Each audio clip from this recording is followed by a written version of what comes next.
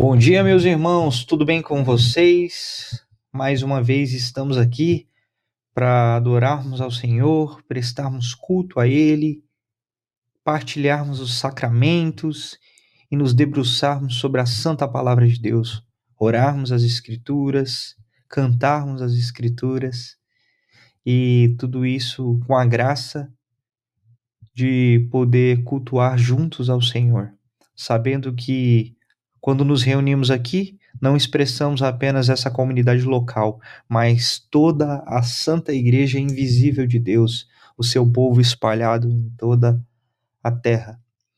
Hoje, no dia 31 de março de 2024, é a Páscoa, né? Essa data completamente importante e talvez uma das datas mais importantes no calendário cristão, muito embora pareça um contrassenso para com o cristianismo moderno. Eu digo isso porque essa semana o pastor estadunidense Stephen Furtick, que é fundador da famosa mega church Elevation Church, lá na Carolina do Norte, disse em uma entrevista: quando eu penso, aspas, abre aspas, quando eu penso como eu vou falar sobre a Páscoa, estou pensando nas pessoas que estão distantes de Deus. E isso é o que mais importa para nós. O mais importante na Páscoa, para nós, é convidarmos as pessoas para a igreja. Isso significa alcançar pessoas distantes de Deus. Portanto, nessa Páscoa, não usaremos palavras como Calvário, ressurreição ou até mesmo a frase o sangue de Jesus. Não usaremos essa linguagem que faça alguém se sentir um tanto quanto mal ou estranho. É um tanto quanto espantosa essa afirmação feita por esse pastor com relação à Páscoa, certo? Até porque, se comparada com os ensinamentos de Paulo, né, o apóstolo de Cristo, a mensagem da cruz é loucura para aqueles que estão perecendo, mas para nós, os salvos, é poder de Deus. A mensagem da ressurreição de Cristo, a Páscoa, é central no Evangelho. Ainda sobre a ressurreição, o mesmo diz, Paulo no caso, se não há ressurreição dos mortos, então Cristo não ressuscitou. E se Cristo não ressuscitou, em vão é a nossa fé. A ressurreição de Cristo, a Páscoa, tem um papel central na nossa fé. Podemos até dizer, baseado nesse texto, que ela faz com que a nossa fé tenha sentido. Contudo, ao nos depararmos com a Páscoa, precisamos olhar para o testemunho da própria Escritura sobre elas. Né? E qual é a gênese da Páscoa? Onde essa palavra aparece pela primeira vez? A primeira vez que encontramos a Páscoa nas Escrituras foi lá atrás, lá no Antigo Testamento, especificamente em Israel, quando o povo de Deus que estava sendo escravizado no Egito clamou fervorosamente para que Deus os tirasse dali, enviasse até eles um libertador. Então, dos céus, o Senhor ouviu a súplica do seu povo e enviou até eles Moisés, que foi um grande instrumento de Deus, usado pelo Senhor para anunciar tanto a lei do Senhor ao seu povo, como para libertá-los e liderá-los durante a sua peregrinação no deserto em direção à terra prometida. Não podemos deixar de destacar que Moisés, irmãos, foi instrumento de grandes milagres. E todos esses milagres eram um apontamento claro, não para algo sobrenatural que existia na vida de Moisés, mas para um Deus ao qual tinha o enviado. Os milagres que aconteciam por intermédio de Moisés apontavam para o Deus ao qual o enviou. Vale salientar, irmãos, que muitos desses milagres e sinais foram instrumentos de Deus para pressionar o faraó, como as 10 pragas do Egito, e revelar o poder de Deus aos descendentes de Abraão, o povo hebreu. Então, esses milagres, esses grandes sinais, eles tinham essa dupla funcionalidade, né? Fazer com que o faraó liberasse o povo e ser um testemunho de que Deus estava com aquele povo. Então veio as tão famosas 10 pragas, e a última praga seria demasiadamente devastadora, pois consistia na morte de todo primogênito. Ou seja, irmãos, todo filho mais velho de toda a casa do Egito morreria. Moisés anunciou ao povo sobre essa praga, pregando e alertando a todos sobre a morte do primogênito. Porém, irmãos, havia uma esperança. Todo aquele que aceitasse a mensagem de Deus por intermédio do seu servo Moisés sacrificaria então um carneiro, um cordeiro, e aplicaria o seu sangue nos umbrais de sua porta, demonstrando que creu na mensagem de Deus por intermédio de Moisés, assim como demonstrava o seu temor ao Deus de Moisés. E assim aconteceu. Na Páscoa, o anjo da morte passou por cima de todas as casas e executou a sua missão. E a palavra Páscoa, no hebraico, tem exatamente esse significado, passagem.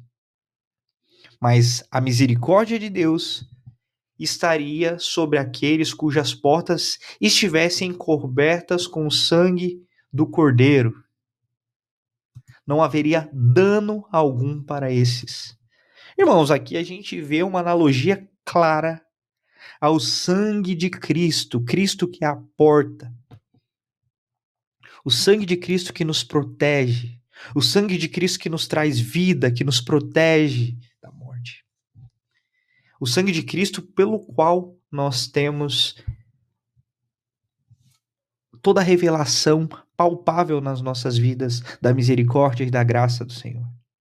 O texto diz em Êxodo 12, versos 29, que à meia-noite o Senhor matou todos os primogênitos do Egito, desde o primogênito do faraó, herdeiro do trono, até o primogênito do prisioneiro que estava no calabouço, e também todas as primeiras crias de gado. Durante a noite, o faraó e todos os seus oficiais e todos os egípcios se levantaram, e houve grande pranto em todo o Egito, pois não havia uma casa onde não tivesse um morto. A Páscoa, nesse sentido, irmãos, é extremamente subversiva em termos de aplicação pastoral, pois ela fala sobre a condenação de Deus a todos aqueles que vivem na desobediência e ignoram a sua santa palavra. Aponta para a rejeição de Deus àqueles que rejeitam a sua mensagem divina. Além disso, ela evidencia o juízo de Deus sobre o ímpio, trazendo sobre ele o salário do seu pecado, a morte, e ao mesmo tempo ela evidencia o cuidado e a provisão de Deus para com seu santo povo, que ao ouvir a sua palavra tem o seu coração transformado. A Páscoa representa então esse favor de Deus sobre o seu povo, demonstrando não somente poupar a morte dos seus primogênitos, mas como libertando o seu povo da escravidão do Egito. Foi através da fé no sangue do Cordeiro que o povo confiou na pregação de Moisés, no sacrifício vicário do Cordeiro. E isso os poupou da morte, e foi a porta aberta para que eles fossem libertos da escravidão. D.A. Carson tem uma brilhante explicação sobre as implicações da graça salvadora a partir dessa história para o povo eleito de Deus. Ele diz mais ou menos assim: imagine dois judeus conversando, e um olha para o outro e diz: rapaz, eu estou um pouco nervoso com o que está acontecendo essa noite. E ele diz: olha, Deus nos disse que ia fazer algo por meio do seu servo Moisés. Então você não precisa ficar nervoso.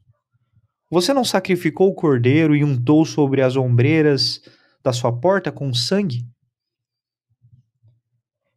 O nome do outro homem é Smith, bem nome de judeu, né? E ele diz: claro que fiz isso, não sou estúpido.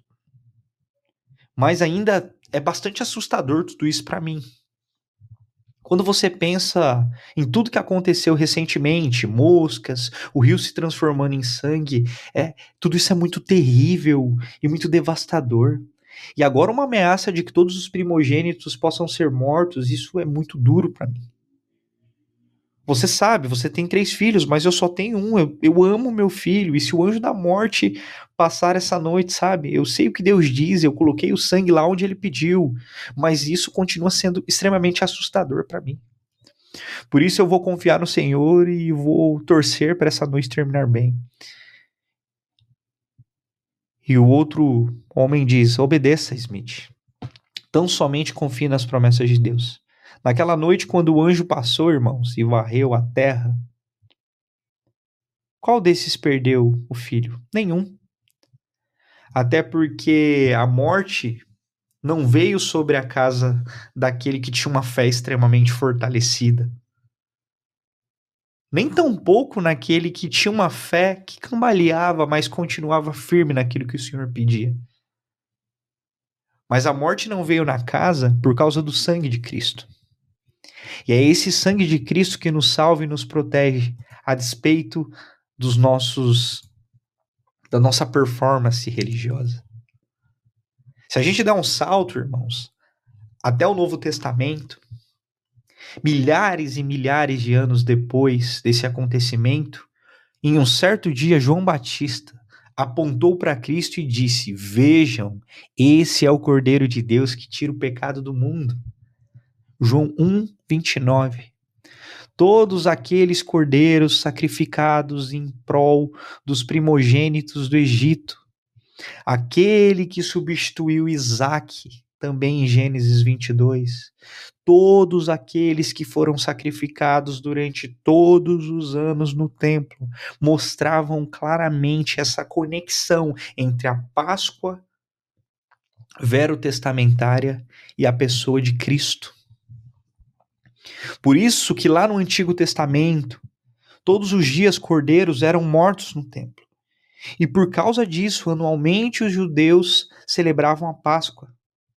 Porque ela era uma profecia, ela apontava para o Cristo que viria, era uma sombra, um anúncio de que por meio de um só homem viria a remissão de todos os pecados, um sinal de que o homem merecia morrer por causa dos seus delitos e que este era substituído pelo sangue de um cordeiro, que a morte seria a justa condenação pelo pecado, mas que Cristo tinha providenciado para si um cordeiro para o sacrifício. E Deus promoveu uma solução. Um inocente morreu pelo pecado do seu povo, Jesus Cristo, verdadeiramente homem, verdadeiramente Deus, o único inocente que pisou nessa terra e que foi capaz de pagar esse preço.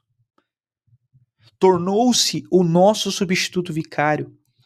Durante a Páscoa judaica, Jesus disse: sabeis que daqui 2 dias celebrar-se-á a Páscoa, e o Filho do Homem será entregue para ser crucificado. Mateus 26, verso 2, 17 e 34. Por isso é importante dizer, irmãos, para nós cristãos que estamos aqui, que nós não comemoramos a Páscoa como os judeus. Nós não comemoramos a Páscoa crendo que o Messias um dia virá. Nós comemoramos a Páscoa com a ceia do Senhor, assim como Jesus ordenou, porque nós sabemos e cremos que o Messias já veio, foi morto e ressuscitou. Em seguida, Cristo tomou o cálice, deu graças ao Senhor e ofereceu aos seus discípulos, dizendo: bebam dele todos vocês. Este é o meu sangue, o sangue da aliança que é derramado em favor de muitos para o perdão de pecados. E é por isso que em nossos cultos nós não precisamos mais realizar sacrifícios, irmãos. Não precisamos matar cordeiros todo fim de semana, porque o cordeiro perfeito que tira o pecado do mundo já veio. Ele é o verdadeiro sacrifício realizado uma única vez e para sempre, como declara as Escrituras. Este é o escândalo da cruz que reside na morte do Cristo perfeito, que não foi morto por homens, mas que a si mesmo se entregou. Isso pode parecer absurdo para muitos. Atacar a fragilidade de alguns crentes pós-modernos ou até mesmo de pastores moderninhos, como a gente viu no início desse sermão. Mas para os crentes, para os verdadeiros crentes em Jesus, para o santo povo de Deus, é uma demonstração suprema de amor e de justiça. A mensagem de Cristo não pode ser fragilizada. Jesus Cristo não morreu na cruz para mostrar o quanto você é lindo, colorido e especial. Cristo morreu na cruz para mostrar o quanto você é depravado, pecador. E ele fez isso porque você não seria capaz de salvar a si mesmo. Então ele providenciou para o seu povo tudo aquilo que era preciso. Por isso, irmãos, a cruz revela uma justiça divina e a graça redentora em um paradoxo divinamente orquestrado por Deus.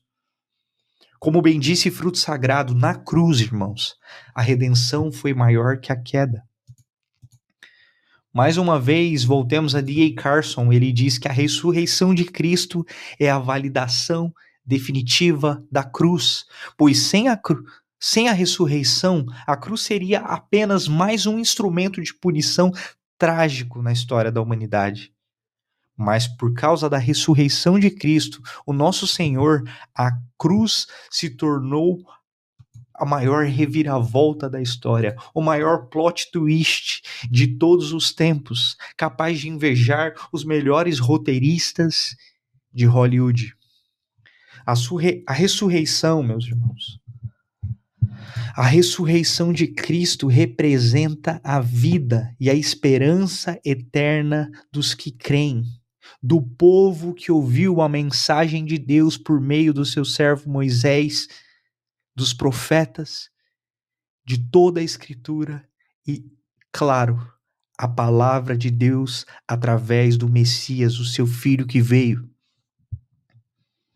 Assim como aqueles judeus que creram na mensagem de Moisés lá no Egito e passaram sangue sobre os umbrais de seus lares, os eleitos de Deus, o povo de Deus, não temem a morte porque sabem que o sangue de Cristo os selou.